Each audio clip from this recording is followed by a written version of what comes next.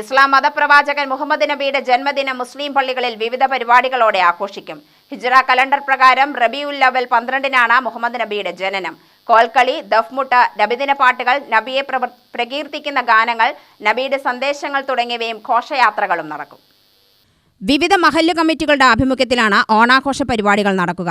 പള്ളികളിൽ നബിയെ പ്രകീർത്തിക്കുന്ന മൗലീദ് പാരായണവും മതപ്രഭാഷണങ്ങളും അന്നദാനവും ഉണ്ടാവും. ക്രിസ്തുവർഷം 571 ഏപ്രിൽ 21-നാണ് മുഹമ്മദ് നബി ഇന്നത്തെ സൗദി അറേബ്യയിലെ മക്കയിൽ ജനിച്ചത്. 63-ാം വയസ്സിലാണ് നബിയുടെ അന്ത്യം. റബീഉൽ അവൽ 12 തന്നെയാണ്. പരമ്പരാഗത മുസ്ലിങ്ങളായ സുന്നികളാണ് പ്രധാനമായും കേരളത്തിൽ നബിദിനം ആഘോഷിക്കുന്നത്. അഗതികൾക്ക് ഭക്ഷണ വിതരണം, വസ്ത്രവിതരണം, ഇസ്ലാമിക കലാപരിപാടികൾ, മദ്രസ വിദ്യാർത്ഥികൾക്കുള്ള മത്സരങ്ങൾ തുടങ്ങിയവയും നടക്കും. ഗൾഫ് നാടുകളിൽ ഇന്ത്യയിലെ പോലെ UAE-യിൽ സെപ്റ്റംബർ 5-നാണ് നബിദിനം. ശനി, ഞായർ വാരാന്ത്യ അവധിക്കൊപ്പം നബിദിന അവധി കൂടിയാവുന്നതോടെ 3 ദിവസം തുടർച്ചയായി അവധി ലഭിക്കും. അതേസമയം ഇസ്ലാമിലെ മുജാഹിദ് വിഭാഗം നബിദിന ആഘോഷത്തോട് നിസ്സഹകരിക്കുകയാണ്. പ്രവാചകനിത് നിരുത്സാഹപ്പെടുത്തിയെന്നാണ് മുജാഹിദ് വിഭാഗത്തിന്റെ വിശ്വാസം. മുജാഹിദ് ജമാഅത്തെ ഇസ്ലാമി പള്ളികളിൽ ആഘോഷം നടക്കാറില്ല. സൗദി അറേബ്യയും ഖത്തറുമാണ് ഇത്തരത്തിലുള്ള രാജ്യങ്ങൾ.